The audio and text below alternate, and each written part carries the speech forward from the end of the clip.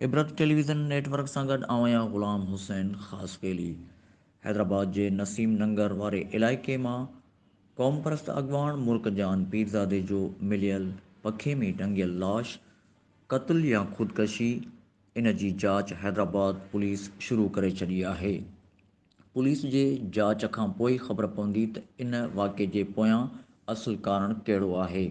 हैदराबाद में क़ौम परस्त अॻवान मुर्कजान पीरज़ादे जो फ्लैट मां पखे में टंगियल लाश हथु अचण बाद मुर्कजान पीरज़ादे जे पुरअसरार मौत वारे वाक़े जी हैदराबाद पुलिस जाच शुरू करे छॾी आहे।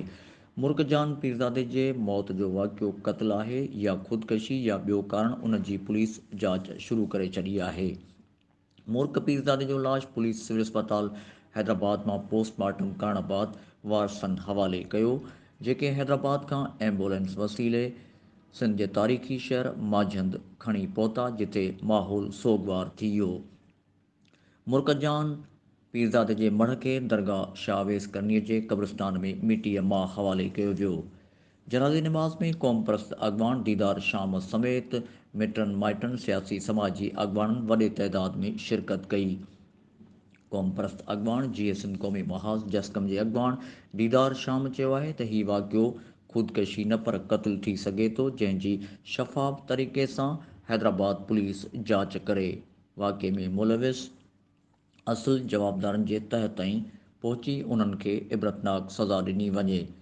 नारी तहरीक जी अॻवान मुर्कजान पीरज़ादो, जेका GSN क़ौमी महाज़ जे नारी तहरीक जी अॻूणी अॻवान हुई, उन जे पुरअसरार मौत बाद हैदराबाद पुलिस खां पिणु केतिरा ई माण्हू इहो सवाल करे रहिया आहिनि त हैदराबाद पुलिस इन वाक़े जे तह ताईं पहुची असुल मामले खे साम्हूं आणे।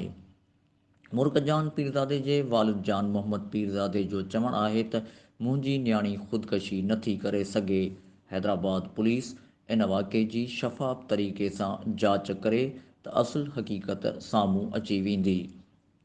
मुर्कजान पीरज़ादे जे वाक़े जी जाच नसीम नंगर पुलिस शुरू करे छॾी आहे। नसीम नंगर पुलिस जो चवणु आहे त वाक़े जी जाच असां करे रहिया आहियूं ऐं असुल वाक़े ताईं पहुची वेंदासीं त इहो वाक़ियो ख़ुदकशी आहे या क़त्ल।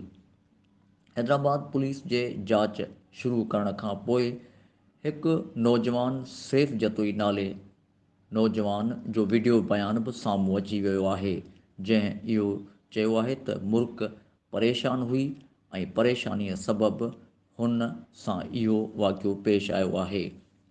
हाणे सवाल इहो पैदा थिए थो त क़ौम परस्त अॻवान मुर्कजान पीरज़ादे जो वाक़ियो क़त्ल आहे, ख़ुदकशी आहे या इन जे पोयां को ॿियो सबबु आहे।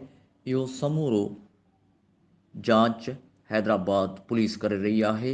हाणे हैदराबाद पुलिस जे इन जांच जो सभिनी खे इंतज़ारु आहे। ग़ुलाम हुसैन ख़ासि केली, इबरत न्यूज़, हैदराबाद।